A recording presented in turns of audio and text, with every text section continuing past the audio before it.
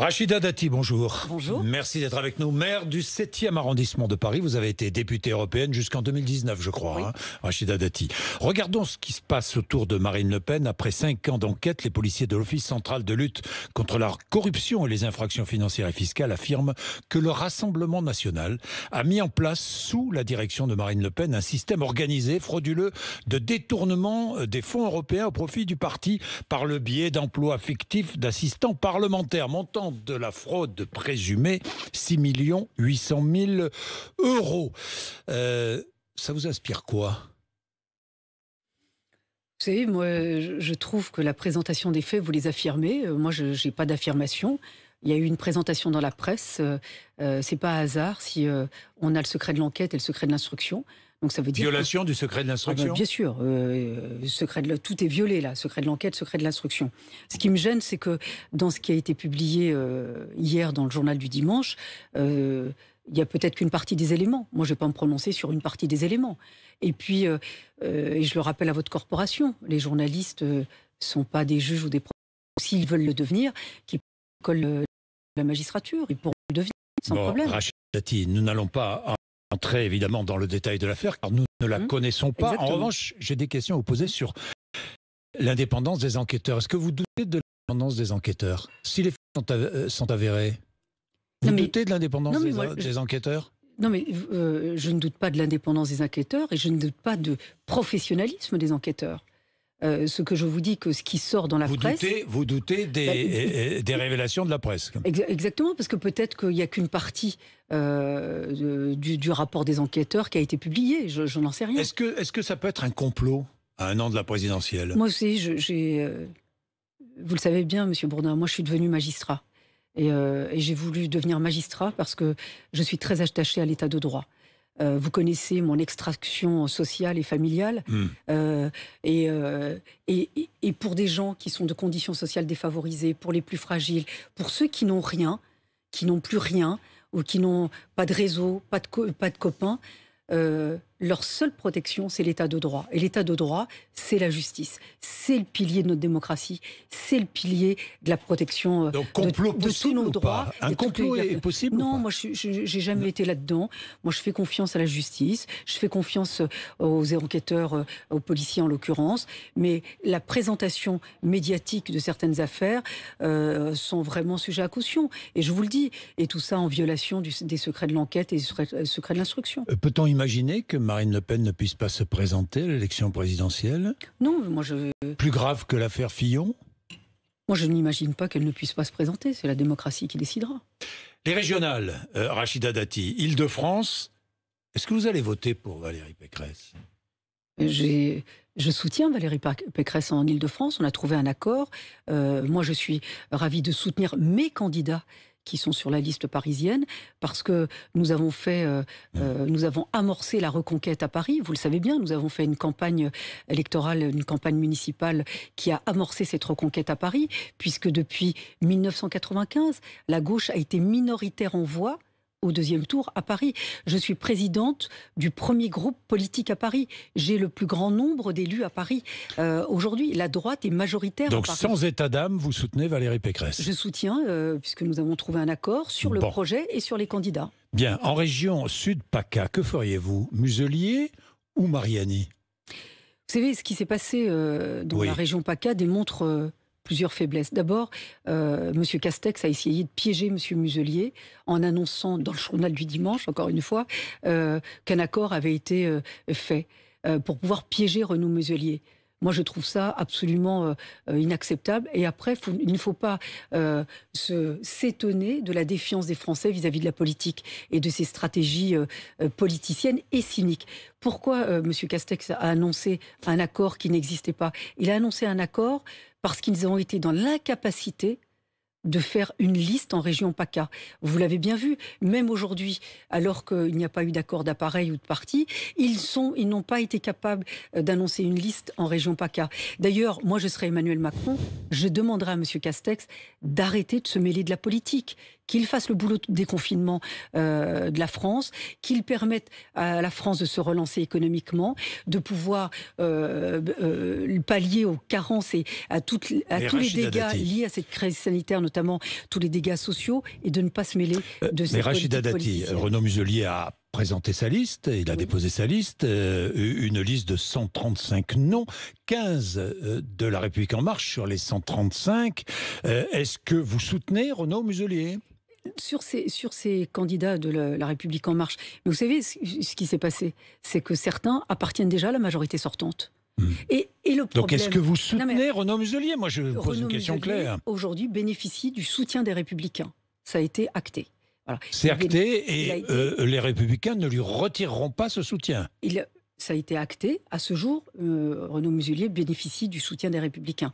Ce soir, il y a un comité départemental en région PACA des élus qui vont se réunir. Et demain matin, nous avons un comité stratégique aux Républicains pour évoquer la situation. Est-ce que vous êtes favorable à, je ne sais pas, un retrait du soutien des Républicains ? Renaud Muselier, vous-même ? Non, mais si c'est pas moi-même, je ne suis pas concernée par la région, et donc non mais il y a des, vous êtes concerné par votre parti. Je vais vous dire, les Français aujourd'hui sont concernés par quoi ? Vous croyez qu'ils sont intéressés par ces petites tambouilles ? Non, il suffit de répondre clairement. Vous savez ce que demandent les Français, c'est la clarté. La clarté, vous savez où elle est ? Alors, elle est où la clarté ? La clarté, elle est. Moi, je vais vous dire, si vous me posez la question à titre personnel, moi, je suis une femme de droite. J'ai mené toutes les campagnes dans la clarté et la cohérence des convictions. Je suis une femme de droite et du centre. Nous avons fait campagne à Paris avec cette clarté. Vous avez vu, avec un score quand même inédit pour la droite parisienne. Oui, mais Rachida là-dessus, aujourd'hui, que nous demandent les Français ? Vous avez vu l'état du pays qui se disloque ? Mais je vais y venir. Mais Rachida Dati, je vous demande une réponse claire. Ma réponse claire. Est-ce que LR doit continuer à soutenir Renaud Muselier ? Écoutez, il y a un comité. Aujourd'hui, LR soutient Renaud Muselier. Moi, je partis au collectif. J'appartiens aux instances dirigeantes. Ce soir, il y a un comité départemental dans la région PACA. Donc, ce sont les élus concernés par cette région qui doivent se prononcer. Et demain matin, nous avons un comité stratégique aux Républicains. Donc, laissez les instances discuter de cela. Et je reviendrai, si vous le souhaitez, je vous dirai ce qu'il en est. Nadine Morano ne votera pas pour la liste Les Républicains dans le Grand Est. Vous comprenez cela ? Moi, je regrette que Jean Rottner, que je connais bien, n'ait pas pris dans son équipe Nadine Morano ou, en tous les cas, des personnes qu'elle lui avait suggérées. Pourquoi ? Parce que Nadine Morano est très engagée dans cette région. Elle a travaillé avec Jean Rottner, tout au long notamment de la crise sanitaire. Elle a travaillé avec le prédécesseur de Jean Rottner, Philippe Richert. Elle est engagée dans cette région. Elle se bat pour cette région. Elle est aux côtés des habitants de cette région. Donc moi, je déplore, je regrette qu'elle n'ait pas figuré sur cette liste. Je le regrette, je vous le dis. C'est tout. Vous le regrettez ? Oui, mais il y a eu une décision, je vous dis... Non, mais Rachida Dati... il y a eu une décision qui a été prise... Est-ce que... je regardais ce sondage Ipsos... Pour France Info, je ne sais pas si vous avez vu, sur les Républicains, très divisé, c'est un parti. Quelle est l'utilité de ce parti ? C'est la question que se posent maintenant tous les Français. Quelle est l'utilité ? 10 ans d'opposition, sans programme, sans leader et sans choix, Rachida Dati. Et partagé entre la République En Marche, La République En Marche et le Rassemblement National, sans clarté. Où est la clarté de votre parti ? Ce que vous venez de me dire, ça ne vous ressemble pas. Pourquoi ça ne vous ressemble pas ? Parce que dans vos interviews, dans vos questions que vous posez à tous vos interlocuteurs, vous vous fondez toujours sur des faits. Vous ne vous fondez pas sur Je me fonde sur un sondage. Hein. Oui, mais un sondage, ce ne sont pas des faits. Les faits, quels sont-ils ? Quelle est la première force politique Quels sont les faits ? Les militants sont divisés. Monsieur Bourdin, juste je termine ma phrase. Chez les Républicains. Alors allez-y. En France, quelle est la première force politique ? En France, les Républicains. Nous avons remporté toutes les élections intermédiaires. Les valeurs que les Français souhaitent voir défendues, toutes ces valeurs-là sont des valeurs de droite. Ce sont des valeurs portées et incarnées par les Républicains et le centre en France. Nous avons remporté toutes les élections intermédiaires. La République En Marche, vous savez à quoi ça... Non mais c'est 2%. Je vous parle des Républicains. Je vous parle des Républicains. Nous sommes la première force politique en France. Nous avons la majorité des collectivités locales. Regardez les régions de France. Elles sont toutes à droite. Et d'ailleurs, tous les sondages, je parlais de sondages, indiquent que les présidents sortants seront réélus. Ça ne vous suffit pas ? Valérie Pécresse n'est plus républicain, Xavier Bertrand n'est plus républicain. C'est la droite. C'est la droite. Oui, non, mais c'est la d'accord. droite. Mais... Les électeurs, est-ce que... Non, mais ils n'ont pas voté En Marche, ils votent à droite. Ils n'ont pas voté En Marche. La preuve, c'est qu'En Marche n'est pas capable... Mais quel est votre adversaire? Parce que vous parlez d'En Marche. Non. Mais quel est votre adversaire principal? C'est En Marche ou c'est le Rassemblement national? Moi, je vous les mettez à égale distance? Est-ce que vous les mettez à égale distance? Oui ou non? Non, mais pour terminer, la droite, première force politique. La droite, première en nombre de élus locaux. Première en nombre de militants. La République En Marche, dernières élections municipales, à peine 2%. Et dans ces 2%, pour l'essentiel, ce sont des gens issus de trahison, de très gauche bien, je comprends très et bien de que vous droite. soyez les adversaires de la République En Marche, mais je vous pose une question. Égale distance entre la République En Marche et le Rassemblement national, oui ou non? La République En Marche se réduit à Emmanuel Macron. C'est un objet politique non identifié. Vous ne voulez pas me répondre? Si, je vous réponds. Quel est le socle idéologique d'En Marche? Et je vais vous dire ce que je combats. Quelle est la vision de la République En Marche? Et je vais vous répondre. À chaque fois, ils essayent de nous braquer avec des pistolets en plastique ou de grimper sur notre porte-bagages. À chaque échéance, ils tentent ça avec le succès qu'on connaît. Regardez, l'opération PACA a échoué. C'est le manque de clarté. Nous, on est dans la clarté. Mais non, vous ne me répondez pas. Bah si, je vous réponds dans la clarté. Qu'est-ce qu'on veut? Égale distance entre la République En Marche et le Rassemblement national, oui ou non? Moi, vous savez ce que c'est? C'est de lutter contre l'insécurité, rétablir l'autorité, mettre fin à l'impunité, réduire les inégalités, libérer l'économie. Je continue ou j'arrête? Voilà, bon, alors, voilà nos valeurs. On va passer voilà à autre notre chose. socle idéologique. Alors, non, mais non, parce qu'on va pas passer à autre chose, on va continuer. Parce que moi, je défends mes valeurs et je veux. Vous avez eu l'état de la France. Moi, je ne me réfugie pas à un État aussi disloqué de la France. Est-ce que c'est normal qu'on tire à bout portant sur un policier? Est-ce que c'est normal qu'on décapite un enseignant? Est-ce que c'est normal qu'un gamin de 14 ans tue une gamine de 15 ans?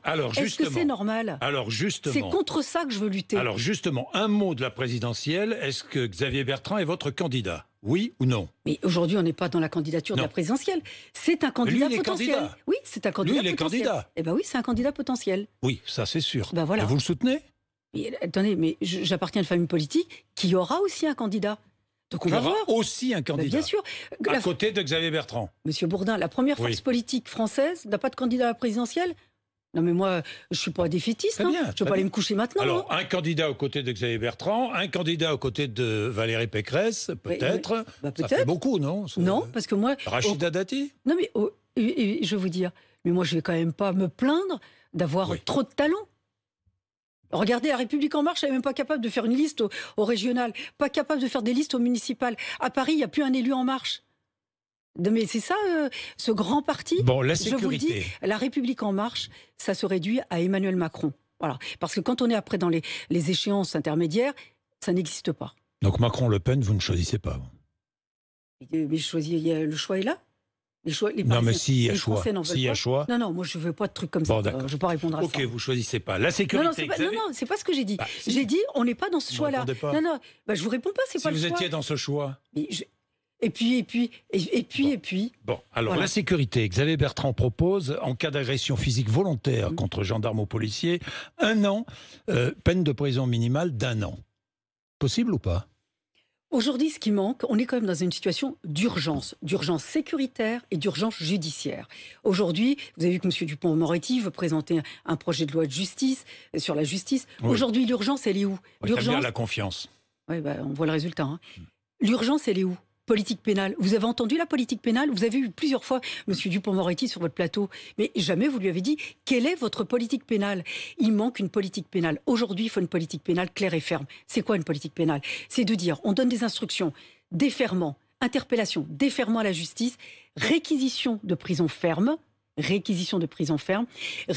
demander le mandat de dépôt à l'audience, rétablir les peines planchées. Les peines planchées ont été fortement dissuasives, M. Bourdin.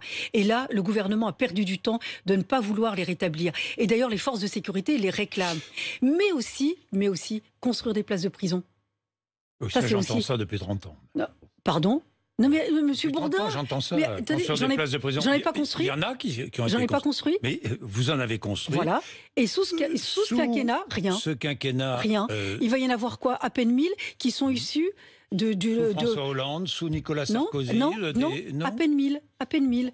Nous, on en a fait plus de 9500. Tous les grands plans de construction de places de prison sont issus des gouvernements de droite. Ça, c'est une réalité que vous pouvez vérifier très aisément. Propose 20 000 places de prison. Dites-moi, je voudrais revenir sur ce qu'il propose quand même en matière de sécurité. Peine complémentaire d'éloignement, placement sous bracelet électronique, y compris des mineurs. C'est possible, ça coûte une fortune, le bracelet électronique. Non, le bracelet électronique, lorsque j'étais garde des Sceaux, par décret, j'ai pu élargir la possibilité de mettre le bracelet électronique pour certaines infractions. Je trouve que le bracelet électronique, ça permet une réinsertion. Évidemment, c'est le bracelet électronique, notamment pour la délinquance du quotidien. C'est extrêmement efficace. Moi, ce que je souhaite, c'est qu'aujourd'hui, d'ici la fin du quinquennat, et on a perdu trop de temps, c'est d'abord qu'il y ait une politique pénale. Ça, c'est extrêmement important. Et là, ils auraient le temps de rétablir la peine plancher. Et instaurer la majorité pénale à 15 ans. S'agissant des mineurs, aujourd'hui, les mineurs, il y a plusieurs aspects. Les mineurs, aujourd'hui, quand ils s'attaquent aux policiers, quand ils font des guérillas urbaines, ils savent très bien ce qu'ils font. Et ils savent aussi qu'ils ne risquent pas grand-chose. Et donc, moi, j'avais souhaité instaurer une responsabilité pénale dès l'âge de 13 ans et en finir avec des décisions qui sont conditionnées par une capacité de discernement. Donc, responsabilité pénale dès l'âge de 13 ans, il faut supprimer l'excuse de minorité entre 16 et 18 ans et rétablir les peines planchers pour les mineurs qui ont été très efficaces s'agissant des mineurs. Construire des centres éducatifs fermés et relancer la construction d'établissements pour mineurs. Ça, c'est des établissements qui permettent évidemment d'incarcérer des mineurs, mais aussi de favoriser leur réinsertion. Et puis, poursuivre. Lorsque je suis partie comme garde des Sceaux, on avait mis une commission Varinard. Moi, j'avais rédigé le code pénal des mineurs. Et donc, ce code pénal des mineurs doit être adopté et mis en vigueur. Mais moi, j'ai une proposition qui est plus large, c'est d'avoir un code de la justice des mineurs. Parce que vous savez que le pénal pour les mineurs, c'est très minoritaire. Le sujet majoritaire pour les mineurs, c'est la protection des mineurs et l'assistance éducative qui sont un fiasco. Et donc, moi, j'aimerais que nous puissions avoir un code de la justice des mineurs avec tout un pan concernant le pénal, mais tout un pan qui concerne l'assistance éducative, qui est quand même un gros fiasco en France, et la protection des mineurs. Parce que si on agit très en amont, je pense qu'on retrouvera beaucoup moins de mineurs dans la délinquance. Voilà mes propositions. Responsabilité pénale des mineurs 13 ans. Supprimer l'excuse de minorité, construire des centres éducatifs fermés, des établissements pour mineurs et un code de la justice des mineurs avec un volet protection de l'enfance, assistance éducative et justice pénale des mineurs. Rachida Dati, réouverture mercredi des terrasses, cafés-restaurants, des magasins dans le 7e arrondissement, des terrasses dans les rues, partout, à Paris, partout. Les riverains, certains riverains se plaignent. À juste titre, d'ailleurs. À juste titre. Moi, ce que je déplore dans ces... nous, on est en train de préparer ces réouvertures des terrasses. Mais comme pour le premier déconfinement, la mairie de Paris, Anne Hidalgo, n'a rien organisé ni anticipé. Première chose, on n'a pas de règlement ni de règles sur l'esthétisme des terrasses. Parce que quand même, Paris, c'est quand même... l'ouverture des terrasses, ça va relancer la vie économique, l'activité économique, l'emploi. Mais aussi, ça va être aussi un moyen d'attirer également les touristes. Et donc, il faut de l'esthétisme sur les terrasses, rien. Sur l'occupation du domaine public, rien. Sur le contrôle pour lutter contre les nuisances, rien. Donc, ça va être encore la foire d'empoigne, comme lors du premier déconfinement. Donc, encore une fois, c'est avec les maires d'arrondissement où nous allons régler ça au cas par cas. Pour les touristes, passe sanitaire ? C'est bien. Mais moi, Il faut étendre ce pass sanitaire. Je pense que le pass sanitaire, on ne pourra pas y échapper. Moi, j'ai mis en place dans le 7e arrondissement, et c'est une première en France, j'ai créé des cartes QR codes avec un partenaire privé qui permettent d'avoir votre vaccination, les données de votre vaccination sur cette carte. Ça permet de pouvoir la présenter, on la scanne et vous pouvez passer. Je pense que vaccination et test négatif. Oui, mais de toute façon, on ne pourra pas y échapper. Et attention, qu'on ne se loupe pas là-dessus, parce que les autres pays européens le mettent en place. Si on ne le met pas en place, on va encore prendre du retard sur la relance notamment économique. Quand même, Paris, la France, c'est la première destination touristique. On ne va quand même pas se priver de ce levier. Alors justement, Paris, première destination touristique, qui va piétonniser dès 2022 le cœur historique de la ville. Mais piétoniser... C'est que Mme Hidalgo a décidé de piétoniser, mais d'interdire l'accès. Mais Paris n'appartient pas à Mme Hidalgo. Ça appartient aux Parisiens, à ceux qui font le rayonnement, l'attractivité de Paris, sans consultation de manière autoritaire, comme toujours. Mais les touristes seront contents, non, Rachida Dati? Non, mais justement, non, parce qu'il y aura des endroits qui ne seront pas accessibles. C'est-à-dire que la circulation de transit ne sera pas possible. Moi, je pense que Paris, c'est quand même le poumon de la France, le poumon de la plus grande région d'Europe. Mais vous ne pouvez pas le faire de manière autoritaire, Monsieur Bourdin. Parce que ce que n'ont pas compris les Parisiens, oui, tout le monde est content on soit tranquille au centre de Paris. Même vu qu'un bout du 7e. Oui, bien sûr. Oui, mais ça sera une frontière. C'est-à-dire qu'on va mettre des frontières. Voilà. Avant, la première frontière, c'était le périphérique. Là, on avance la frontière. On replie un peu plus Paris, qui va devenir, moi je pense que ça va devenir un Paris sans vie, sans âme, et ça va être une ville-musée. Moi, je ne me résous pas à ce que Paris devienne une ville-musée. Non. Panthéonisation de Gisèle Halimi, oui, non? Il y a moi je trouve, c'est une grande dame, en plus c'était une habitante du 7e arrondissement, et que je connais bien, qui s'est battue pour des causes pas faciles, à une époque pas facile, et elle s'est battue. Donc il ne faut pas hésiter? Moi je pense qu'il y a une discussion là-dessus, mais il ne faut pas en faire un sujet politicien, attention.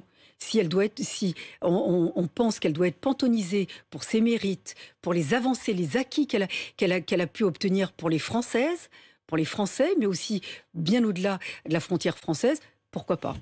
Merci Rachida Dati d'être venue nous voir, RMC et BFM TV.